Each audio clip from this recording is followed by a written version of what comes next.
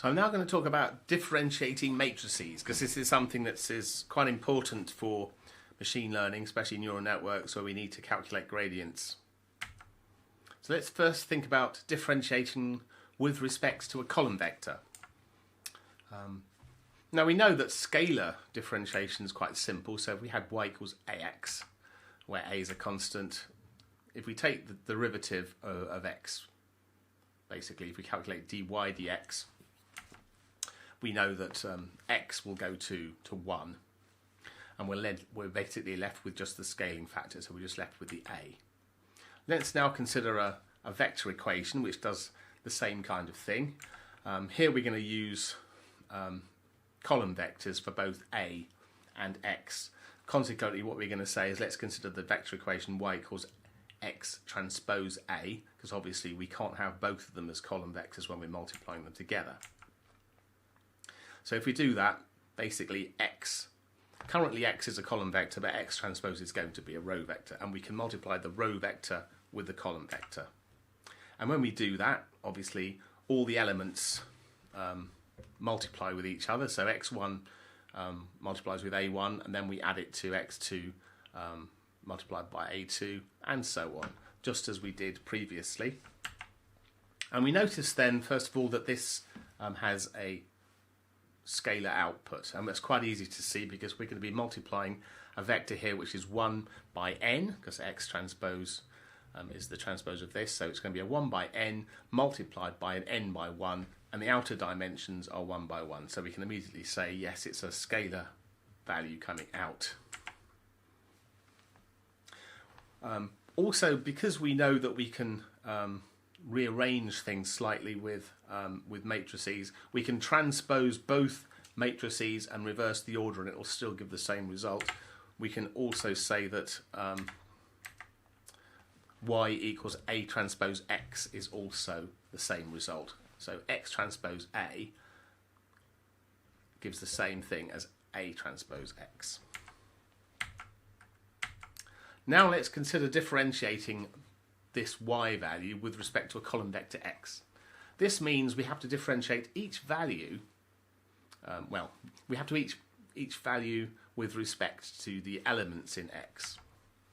So consequently we can end up with a column vector. So even though y was a single value, a scalar, if we differentiate it now by x, we differentiate y with every element individually going through x. So we end up in the first location, we end up with y differentiated with respect to x1, second one is y differentiated with respect to x2, all the way down to y differentiated by xn. So let's put in the values now for y, the expression that we calculated, which is basically the weighted sum, and it's going to be the a elements multiplied by their corresponding data elements x, all added together. So it's going to be the differential in the first location is going to be the differential with respect to x1 of a1 x1 plus a2 x2 and so on. In the second location it's going to be everything differentiated with respect to x2 and so on. Okay, and consequently what this does is you can see that the only value that's going to be non-zero is going to be the corresponding value of correspond to the coefficient of the corresponding value of the thing we're differentiating with respect to. So x1 will go to 1 when we differentiate it with respect to x1, and everything else will go to 0, the other terms. If we differentiate with respect to x2, then, well, obviously the first term then in this case is a constant, so it disappears, and it's only with respect to, it's only the second term now. The x2 will go to a 1, so we end up with the a2 left over. So consequently we end up with a vector of a values. In fact, we end up with a. So that's actually the result. And we notice then, first of all, though, that the dimensionality of this differential is going to be the dimensionality of the x. And in this case, we're going to end up with the actual vector that we get out is actually going to be a. So, in a nutshell, then, the derivative of x transpose a with respect to the vector x is going to be a. And consequently, because we can always, with this multiplication, we can always transpose each vector and switch the order, or transpose each matrix I should generally say, and switch the order, we can do that here as well. So rather than X transpose A, we can say A transpose X gives the same result. Now let's think about differentiating with respect to a row vector. So we've got our column vector X, and we can easily calculate a row vector by just saying it's going to be X transpose. So we can transpose from being a column to being a row. So this time we have to differentiate X with respect to each element in X transpose.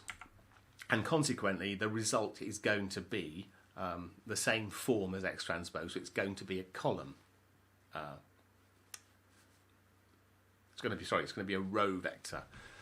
So each value now is going to be corresponding to basically the form of the X transpose.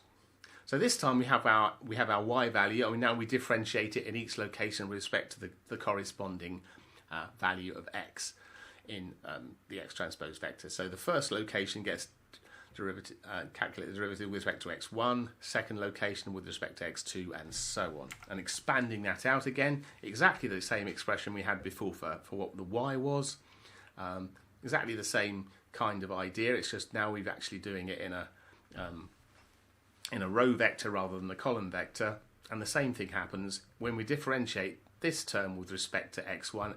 The only thing which doesn't go to 0 corresponds to the first term, and the x1 goes to 1, and we end up with the a1 left over. Here we'll end up with the a2 left over, and here we'll end up with the an left over. And consequently we end up with all the a values, but this time transposed. So if you actually look at the column vector that we had for a, now what we have is the transposed version of that.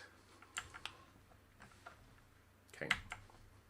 So in a nutshell then, if we differentiate X transpose A with respect to X transpose, we end up with A transpose. Another thing we have to do quite a lot is differentiating quadratic functions, and the reason for that is, of course, we're using them for cost functions to get rid of the effects of sine, and it's a nice simple thing to do as well. It's mathematically tractable, that's why we do that. So if we looked at a simple scalar equation, y equals ax squared, where a is a constant, and we want to calculate the derivative dy dx, that's quite simple, and we end up with basically 2ax in this particular case. So x squared goes to 2x. And there's a corresponding matrix form equation that we can write down, which gives quadratic results, and that is of the form y equals x transpose ax. Right, and this is going to, you can think of it in terms of, first of all, without the a. We can't just multiply in the same way as we do normally with scalars. We do have to care about the form of the matrices, and since we're defining x in this term as a vector, what we need to do is we need to transpose it to multiply it with itself. So in this case we've then got the weighting factor in between, so x transpose ax is the form that we're going to be using. So if we write that down, we know that x is a column vector, and the x transpose then is going to be this row vector at the front, and the a expression we're using here is going to be an n by n expression with values in it. We could expand this further and carry on in high dimensions, but let's just consider the two-dimensional case with a 2 by 2 A matrix. First of all, we know we just label the elements like we always would, so 1, 1, 1, 2, 2, 1, 2, 2. And then we can transpose that quite easily. So we'll come to that in a second. So basically, we swap the rows and the columns over. So A11, A12, that's the top row. That becomes the first column, right? So A11 stays put, and this value here goes to A12. And then we transpose the second row, and we end up with this value here, which is the A21, that goes up to the top here, and A22 stays where it is. So let's start expanding this expression so we can look at what's happening to the coefficients. First thing we want to do is multiply, let's say, that the last two parts out. We notice, of course, that this is completely legitimate to calculate this this set of vectors together, or these matrices together, since if we look, 1 by 2 represents the size of the first one here, 2 by 2 in the middle, and 2 by 1. We see that all the adjacent dimensions are the same, so we're allowed to multiply this first term with the second one, and we're allowed to multiply the second one with the third one, since that's 2 by 2 and that's 2 by 1. We also see immediately 1 by 2 times 2 by 2 times 2 by 1. Look at the outer dimensions, and it tells us that the overall dimensionality of the result is going to be 1 by 1, right? So we've just multiplied now the last two matrices, or this matrix with this vector, so that's quite simple to see. It's going to be a11 times x1 plus a12 times x2 at the top, and then a21 x1 plus a22 times x2 at the bottom. And then we do it again, and basically you should go through it yourselves, but you can see it's going to be rows by columns. So all it does here is it puts another x in there, so x1 in there, so you get a11 x1 squared plus a12 x1 x2. It's going to be there, and then we do we add on the stuff from the bottom. So then we do basically x rows by column, yeah, then we'd have to deal with the second term here, so x2 times x2 a22, so we end up with the a22 x2 squared term, and then we end up with this x1 x2 a21 term as well, right? Now we're going to differentiate this with the column vector x, right? So we'll just write that. That's what we're going to be doing. We've got our expression xt a x differentiate with respect to the column vector, and that this column vector is going to be a tiny little column vector because it's just going to have two elements in it. But the point is we end up with the same form as what we're differentiating with respect to. So now it's going to be this y expression differentiated with the first element in x, and here's going to be the y expression differentiated with respect to the second element in x. So let's look at these equations expanded out. So now we've put in what we're going to do. We're going to take the derivative with respect to x1 of the expression we just calculated, and in the top and in the lower position we'll actually do the same thing again, but take the derivative with respect to x2. So we have to go through that and actually calculate the thing. It's not so difficult. What we notice is, obviously the x1 squared goes to 2x1, and we still retain the coefficient a11, plus obviously then it gets rid of the x2 there, so we just get rid of the x1 goes to 1, so we end up with a12 x2. This has also got both of them in it, so it'll go to a21 x2, and this is then a constant, so we forget it. And in the second case, the first term we forget because it's in terms of x1. Second term is going to be, we basically get rid of the x2. Third term we get rid of the x2.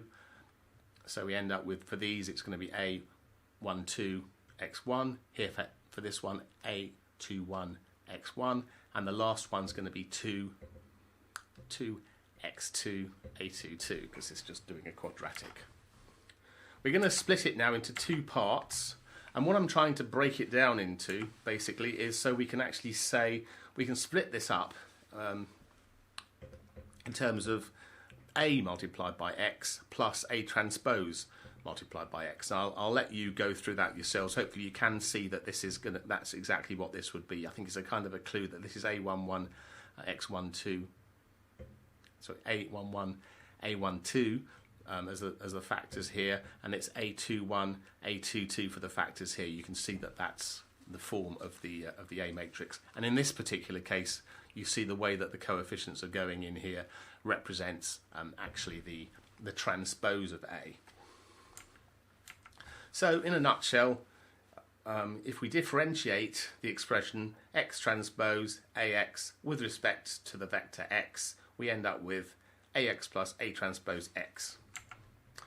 And if A is symmetrical, which it is some of the time, we end up with that equals 2AX, obviously because we've got A in there twice. So that's just one result that we've just come across. Then A transpose, X transpose AX is going to go to AX plus A transpose X when we differentiate with respect to X. And if we differentiate with respect to W and change the X to a W, this is the kind of the form that we're going to come across quite a lot. So we're just changing the values, well, the names, if you like, of the variables. If we differentiate this, then we're just renaming it. We end up with exactly the same form, AW plus A transpose W, and again that goes to 2AW if A is symmetrical.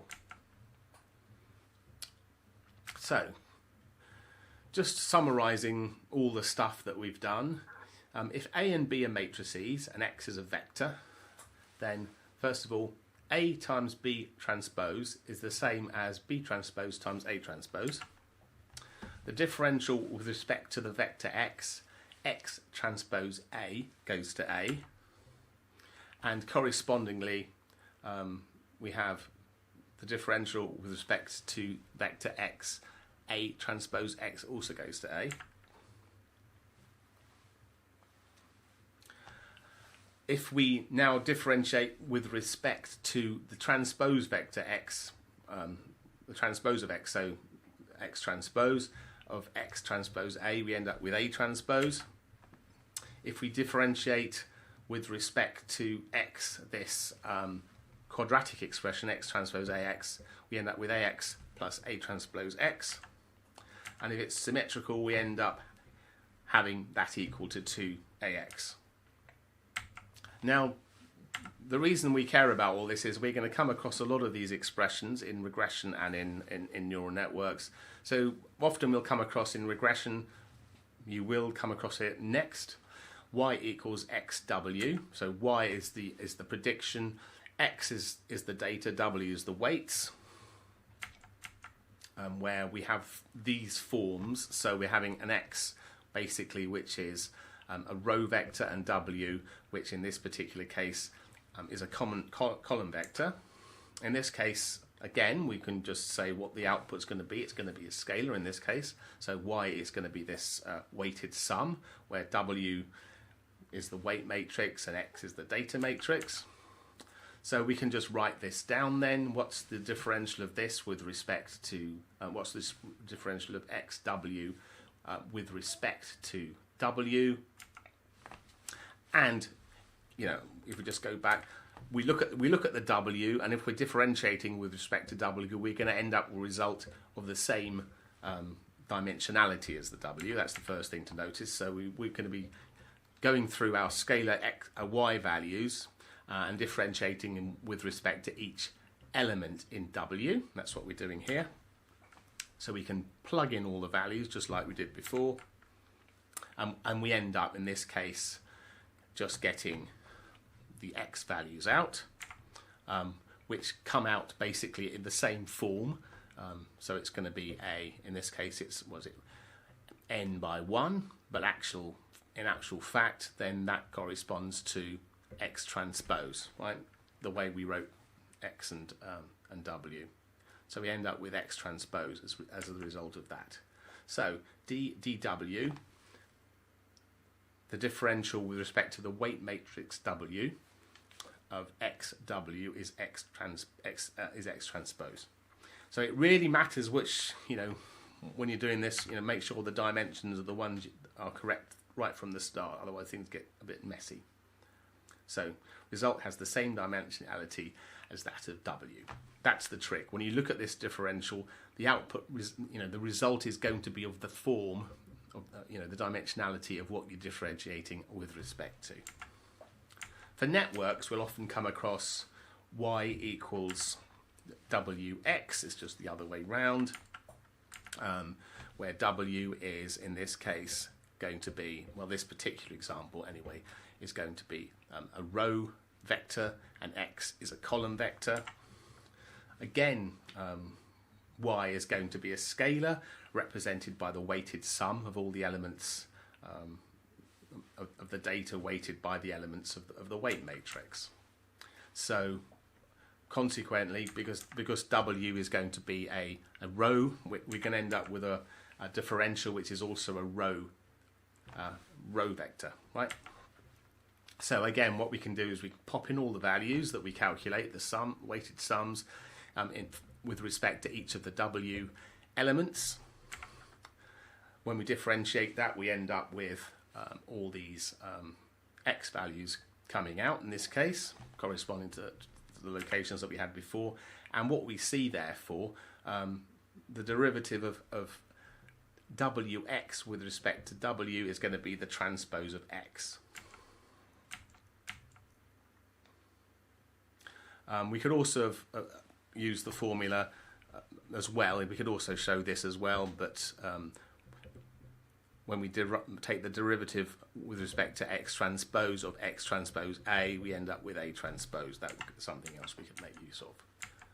So looking at the quadratic formula then, this is something, again, we're definitely going to come up with a lot in networks. We're going to be deriving things with respect to, taking derivatives with respect to something. If you do that with A transpose A x with respect to x, we end up with AX plus A transpose x. And if the A is symmetrical, then that's obviously the same thing twice, so it's 2AX. That should be a W, that's a mistake, but if we take the derivative with respect to W of W transpose AW, then it'll end up with AW plus A transpose W, and if A is symmetrical, that'll be 2AW. So, summary, from regression,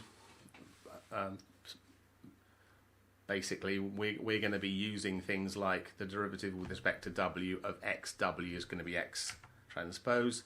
Again, that should be W there, so that should be with respect to W of W transpose AW equals AW plus A transpose W, which should go to, no, it's actually correct in there. What we see there for this particular expression is then that's just 2AW if A is symmetric. And for networks, again, the derivative of Wx with respect to W goes to X transpose.